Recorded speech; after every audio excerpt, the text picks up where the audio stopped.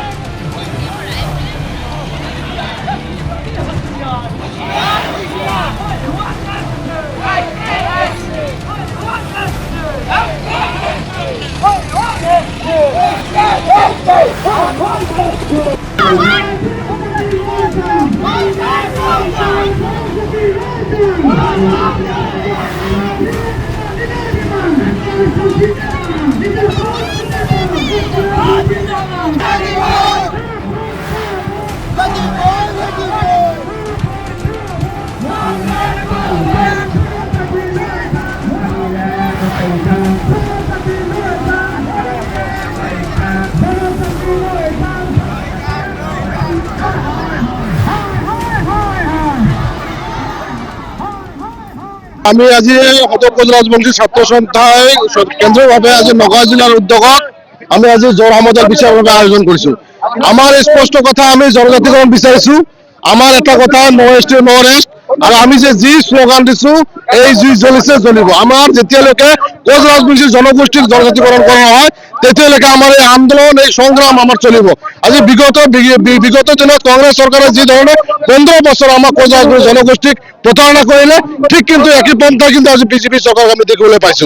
যেতিয়া বিজেপি চৰকাৰ গঠন হোৱা নাছিল, এই বিজেপি চৰকাৰ অহাৰ আগতে আমাক যি ধৰণে প্ৰতিশ্ৰুতি দিছিল, আজি কিন্তু এই প্ৰতিশ্ৰুতি ৰক্ষা কৰা নাই। আমাৰ স্পষ্ট কথা, মাননীয় মুখ্যমন্ত্ৰী ডাঙৰীয়াক আমি আহ্বান কৰিছো, আপুনি ৰাজনীতি নকৰিব।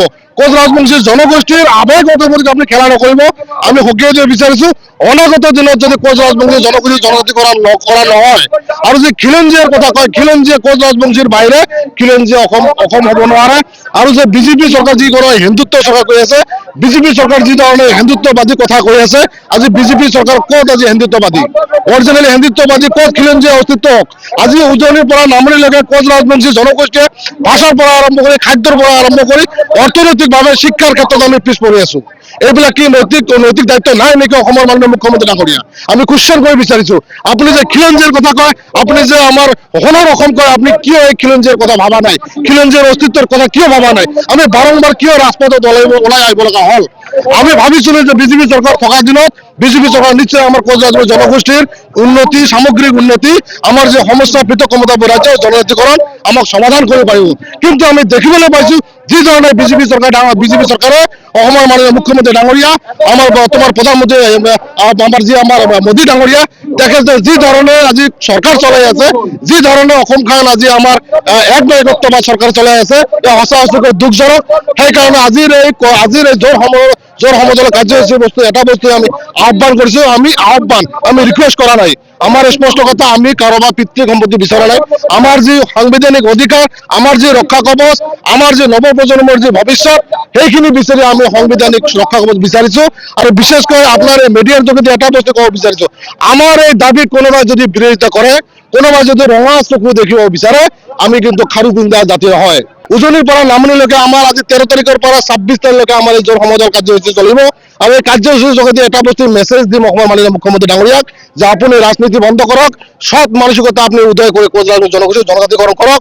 যদি নকৰে, ইয়াতো খালি এটা জোৰ সমদল। অচিৰে আমি যি আমাৰ গণতান্ত্ৰিক আন্দোলন আছে, হাইৱে ব্লক, ৰেল ব্লক, আৰু যি অসম বন্ধৰ দৰে যি কাৰ্যসূচী ল'ম, ইয়াতে যদি কোনোবা যদি উত্তপ্ত পৰিস্থিতি সৃষ্টি হয়, ইয়াত 1 নম্বৰ দায়ী হ'ব অসমৰ মাননীয় মুখ্যমন্ত্ৰী ডাঙৰীয়া, লগতে আমাৰ যি বিজেপি চৰকাৰ আছে টোটেলি দায়ী হ'ব।